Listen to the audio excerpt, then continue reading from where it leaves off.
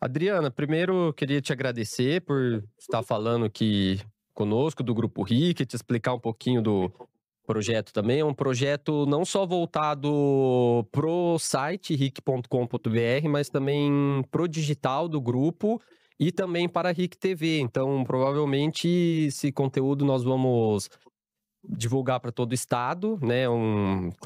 Apesar de ter sido um assunto nacional, repercutiu bastante aqui no Paraná, especialmente para o Grupo RIC. E eu queria que você falasse um pouco pra gente como tem sido a sua vida desde aquele 9 de agosto. Imagino que bem difícil, né? Não só por tudo que vem acontecendo de lá até aqui, mas também pela perda da sua preciosidade da sua filha. A minha vida virou de ponta cabeça, né? Hoje eu falo que o meu trabalho é associação. Nós resolvemos criar um grupo, né? Uhum. Somos um grupo de familiares bastante organizados. E enquanto associação, a gente vai atrás das respostas que a gente quer. E como anda a situação aí da associação? As famílias vêm sendo amparadas pela Boipés, pela Justiça? Então, o que acontece? Nós temos dois processos, né? O de responsabilidade civil, que é uma reparação, uma indenização que o familiar tem direito, e nós temos o outro caminho, que é o criminal.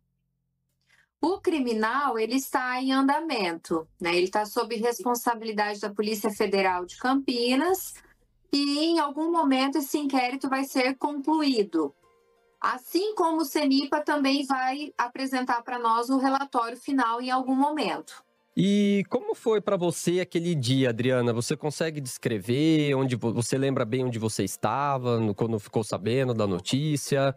Eu estava chegando para trabalhar, né? Sou jornalista e eu recebi um link. Avião que saiu de Cascavel cai no interior de São Paulo. Só que eu só recebi o link sem a mensagem.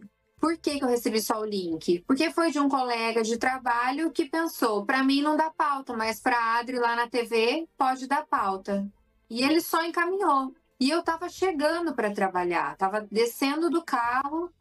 E quando eu vi aquele link, eu fiquei desesperada, porque eu levei a Liz de manhã no aeroporto, né? Então eu nem sei, eu falo assim, que eu nem sei como que eu consegui chegar até a redação. Ah, você chegou aí pro trabalho, então? Eu estava entrando pro trabalho. E o avião tinha acabado, fazia meia hora que o avião tinha caído. Depois disso, eu fui para o aeroporto. Eu fui uma das primeiras familiares a chegar no aeroporto de Cascavel. Porque o que eu queria? Eu queria a informação oficial. A minha filha, o voo dela era Latam. Aí as pessoas falavam, não é o avião da Latam, não é o avião da Latam. Eu falei, cara, eu vou para o aeroporto, vou nos guichês lá, vou no guichê da Latam e quero ver o que é isso aqui. E o que eles falaram para você quando você chegou lá no aeroporto? Automaticamente, poucos minutos depois, outros familiares também começaram a chegar. Então, houve um QG ali, digamos assim, houve um apoio daí sendo montado, né? E nós gostaríamos de informações da empresa.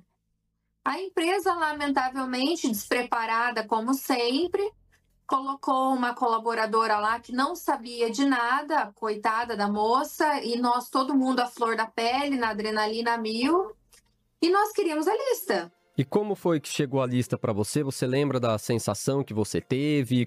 Quem confirmou para você que ali estava no voo, que era o voo dela? Eu recebi a lista por uma amiga que se formou comigo, inclusive trabalha na emissora de vocês em Curitiba, e ela me mandou essa lista. Quando eu abri a lista, o meu nome foi em cima do nome da minha filha. Ele estava escrito errado, ele estava escrito Liziba junto, dos Santos ali, mas o meu olho foi em cima ao nomezinho da Liz. E aí, automaticamente, eu fui para baixo, vi o nome do Rafael e eu comecei a ver nomes de pessoas que eu conhecia. Tinha mais gente que você conhecia na lista de voo, então? Sim, tinha mais gente. A Adri dos Santos, que é uma colega do cartório, toda semana estava com a gente, colaborando, dando entrevista. Então, tinham vários nomes em que eu conhecia. E aí um colega meu que estava do lado pegou meu telefone e falou: eu vou ler a lista para vocês, porque daí nisso já tinha um grupo de familiares, né? E como a gente não tinha da empresa nem do aeroporto de Cascavel, aí foi lida a lista. Imagino que foi um choque a hora que você viu a lista também. Foi um choque sem fim. Você Foi um lembra, pesadelo. você lembra qual foi o último contato que você teve com a Liz? Como que foi lá no aeroporto? Ixi, eu lembro de cada segundo. Eu levei a minha filha e no avião a gente, antes deles decolarem, a gente se falou por mensagem. Ela me mandou um áudio dizendo: mamãe, tô no avião. Então eu lembro de tudo, assim. E assim, né? Eu, enquanto consumidora, enquanto mãe, eu levei a minha filha acreditando que ela faria o uso do meio de transporte mais seguro do mundo, né? Quando que eu imaginaria que a fiscalização não estava 100%? Que a empresa adotava padrões que não são recomendáveis de segurança? A gente não sabe dessas coisas. Mas haviam pessoas que sabiam disso, né? Que Pessoas foram responsáveis por condizentes. isso, né? Foram condizentes, né? E como a empresa lidou com vocês bem naquela semana da tragédia? Foi logo no dia, eles já mandaram mensagem, entraram em contato ou eles deixaram a desejar nessa questão? A empresa ela foi muito desorganizada. Quando foi 9 horas da noite, o meu telefone tocou dizendo que a minha filha estava no avião que caiu. 9 da noite. Ou seja, ó, bem depois do acidente, né? Bem depois, já sabia e tudo mais. Aí falaram assim, eu queria ir para São Paulo, e aí eu perguntei, né? Eu falei, vocês estão disponibilizando um voo? Como é que vai ser isso? A senhora pega, faz uma mala e vai para o aeroporto, porque nós estamos organizando um voo para levar vocês. Eu cheguei no aeroporto de Cascavel, o aeroporto fechado, não tinha voo. Aí, mais uma vez, a empresa despreparada. Resumindo, no outro dia de manhã, a gente foi para São Paulo. Só no outro dia. Só no outro dia. Vários familiares de Cascavel. A maioria. A maioria. E como vocês passaram aquele dia? Claro, teve a parte da tristeza e tudo, mas o sentimento de revolta já veio para vocês na hora do ocorrido, com esse meio que descaso da Voipés com vocês, com todas as famílias? Olha, Guilherme, eu sou uma pessoa resiliente, eu me considero. A gente que trabalha com comunicação, a gente vê de tudo, né? Uhum. Então, o fato desse despreparo, tudo bem, é uma situação atípica. Ninguém está preparado para viver isso. Cada um do seu lado, né? Mas quando eu fui para São Paulo e as denúncias começaram a chegar até mim, eu comecei a ficar muito indignada. Porque nós não estamos falando de coisas de 2024. São coisas... Nós estamos falando de denúncias do ano de 2016, 2017.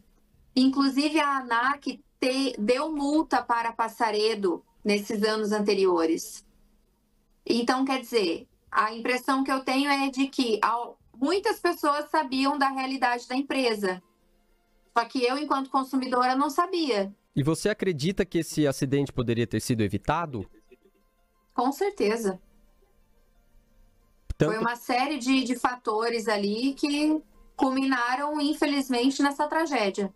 Ontem nós conversamos com um especialista em segurança de aviação e ele estava explicando o relatório para a gente e ele fala sobre, além claro, das questões da companhia aérea, da questão do piloto que poderia ter declarado um estado de emergência. Como que você vê isso? Você concorda com ele? Qual a opinião dele? Poderia ter sido feito algo pela tripulação também, pelos pilotos? Olha, eu não vou jogar a conta inteira no copiloto e no piloto. Eu honestamente acredito que sim, houve falha humana, mas que talvez isso não tenha sido determinante para o avião cair como caiu em parafuso do chato. Poderia ter diminuído a altitude? Com certeza. Poderia ter declarado Mayday, Mayday? Com certeza. Mas por que não foi feito isso? Será que foram poucos segundos para essa tomada de decisão? Eu não estava lá. Então, eu não posso dizer, sabe? Mas houve falha humana? Com certeza houve. E como tem sido a busca por respostas, justiça? A companhia, ela tá com as atividades suspensas de voo, mas vocês têm entrado em contato, pedido resposta deles? Como é que tem sido esse processo até aqui? A comunicação não é com a empresa, né? A empresa ela vai responder lá na justiça. A gente tem incansavelmente trabalhado, estamos no aguardo do relatório final do CENIPA, da conclusão do inquérito que está sob responsabilidade da Polícia Federal de Campinas. Temos um assistente de acusação habilitado pela associação, né? Porque dependendo a conclusão do inquérito, vamos atrás de indiciamento, sim, independente de ser alto escalão ou pequeno escalão. Eu quero saber, quero que sejam punidos. Hoje a associação são com todas as vítimas ou mais as vítimas aí da região de Cascavel? Hoje a associação ela representa 62 vítimas. As 62. Tanto então, o pessoal da tripulação também? Tá tudo junto. A gente não, desde o primeiro momento, a gente não quis fazer essa separação.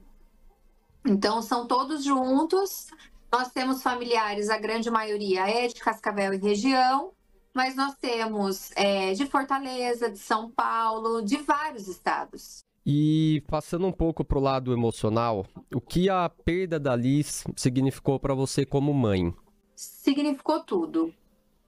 Porque a minha filha era uma criança em pleno desenvolvimento, saudável.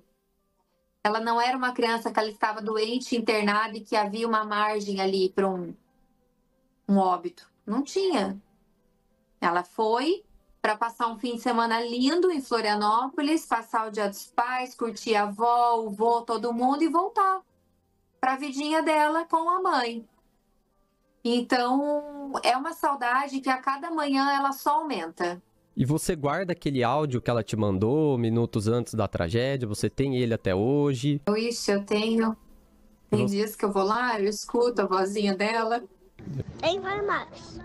Onde é que a gente tá? A gente saiu do avião. Já vamos em Farmácia, mas a gente não vai ir agora. Beijo. Você guarda alguma coisa dela ainda na sua casa, Adriana? Como é que foi para você voltar para casa depois de tudo e ver que sua filha não estava mais lá? Difícil. As primeiras vezes que eu comecei a viajar para ir atrás das demandas do acidente, a cada vez que você voltava assim para casa era um choque de realidade. Eu imagino. De não tê-la, né? Uhum. E eu guardo tudo, mantenho o quarto dela, as coisas dela. Tem dias que eu tô muito agoniada de saudade, eu vou lá, eu cheiro o pijaminha que ela usou na última noite, que tem um cheiro de xixizinho ali, cheiro vestido. E é isso. E como era a sua relação com ela? O que vocês gostavam de fazer juntas antes? O que você mais sente falta? A gente era muito companheira, né? Muito mãe e filha mesmo. Tanto que ela falava muito eu te amo, ela era de verbalizar para quem ela amava, e ela falava muito assim, mamãe, melhores amigas para sempre, né? Então eu perdi uma melhor amiga, uma companheira de tudo, desde ir na feirinha, na frente da prefeitura e na Câmara, até de ir no salão. Então eu perdi, de fato, a minha melhor amiga. E hoje eu fico fazendo as contas. Nossa, qual salto de desenvolvimento que a Alice teria dado? Será que ela estaria aprendendo a escrever o nome? E assim vai. E como você transforma essa dor em força para seguir lutando por justiça, para seguir lutando pela sua filha? Eu sempre falo assim, a minha filha foi muito amada, muito zelada por todos nós. Ela tinha muitas pessoas que a amavam. E nós não demos o direito de colocarem ela na situação que ela foi colocada. Eu não sabia. Todos os familiares das vítimas, enquanto consumidores, não sabiam. Nós não demos esse direito. E eu vou até o fim, porque é pela minha filha e por mais 61 pessoas que estavam com a Liz.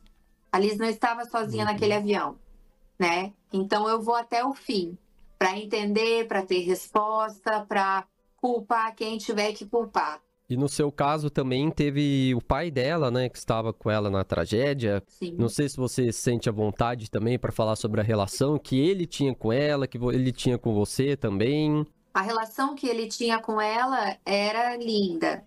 Ele amava ela demais, ele cuidava, ele zelava por ela. Então, realmente, assim, eles não mereciam. Ninguém merecia ter sido colocado nesse risco que eles foram colocados.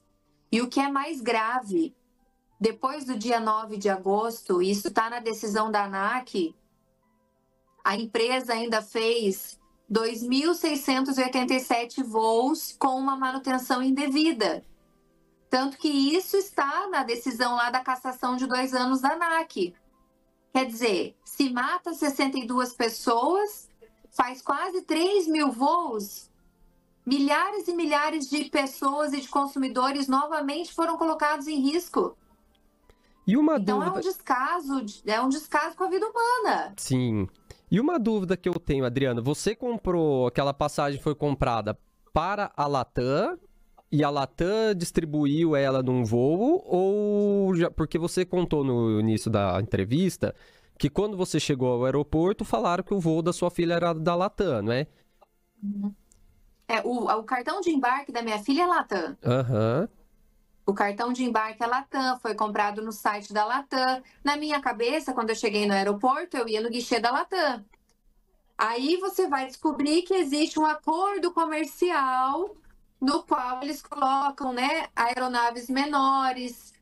E isso não estava descrito na passagem, né? Que seria um voo em parceria com a Voipass. Não, não estava. Em alguns cartões de familiares aparece bem pequenininho, mas não estava. E a Latam também está sendo processada nesse caso ou somente a Voipass? Não, a Latam é quem vai ter que pagar essa conta aí, tem responsabilidade tanto quanto. E vocês chegaram a receber alguma indenização até o momento? Foi criado um programa de reparação em parceria com o Ministério Público de São Paulo e do Paraná e com a Defensoria Pública do Paraná e de São Paulo. E houve-se, então, um programa de reparação que já havia feito atrás em outras tragédias, com a seguradora.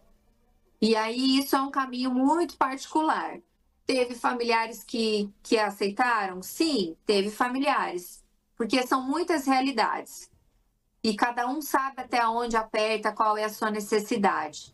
Nós, enquanto associação, a gente sempre priorizou proteger os nossos familiares, porque a gente passou por muitas tentativas de golpes, a gente teve advogados saindo do Rio Grande do Sul, indo para Cascavel, bater na portaria de prédio de familiar. Então, teve esse assédio. E aí, desde o primeiro momento, nós, enquanto associação, a gente tentou preservar, porque é o momento mais vulnerável que a gente está. E a gente tentou preservar nesse sentido, falar da importância de se ter um representante legal de confiança. E aí, cada um, né, com o seu representante legal, faz o seu caminho. E para a gente encerrar, Adriana, que mensagem você gostaria de deixar para as mães que perderam os filhos, não só nessa tragédia, mas de outra forma trágica também? Eu acho que uma mãe que perde uma filha, ela muda toda a perspectiva de vida, o parâmetro de tempo, a nossa resiliência ela aumenta, né? A empatia aumenta e a nossa garra aumenta. Hoje eu luto para que nenhuma mais lisinha seja colocada na situação que a minha filha foi, para que a gente possa pegar um avião e ter segurança, sabe? Para que ninguém, seja uma pessoa adulta, idosa, no auge da sua carreira, ou uma criança inocente como a minha filha era. Ninguém pode passar por essa situação. Então, a gente precisa ter uma segurança na nossa aviação. É isso, Adriana. Obrigado por ter participado aqui com a gente. Agradeço a sua disponibilidade e parabéns por tudo que você tem feito aí, não só pela sua filha, pela justiça, pela sua filha, mas também pensando nas outras vítimas, nas outras pessoas que também perderam alguém querido nessa tragédia. Eu sempre falo, eu tô à frente, mas eu não sou melhor e não sou mais forte por estar à frente. Mas minha filha foi e me deixou essa missão aí, então eu tenho que fazer da forma mais digna possível, né?